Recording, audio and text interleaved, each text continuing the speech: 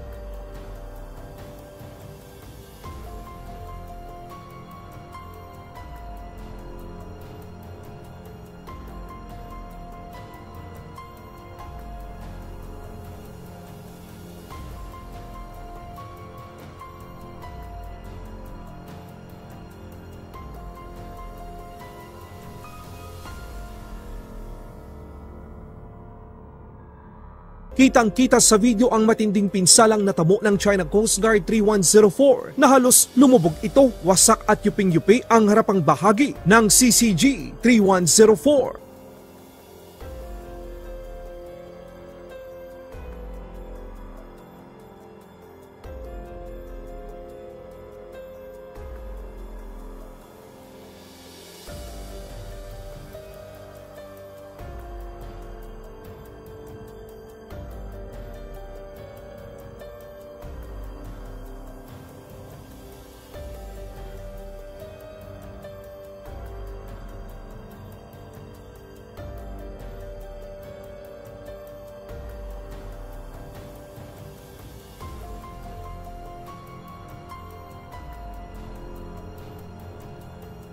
Gayon din ang sira ng katawan ng barko ng People's Liberation Army Navy 164 dahil dito nakita na ng buong mundo ang kahinaan ng mga barko ng China.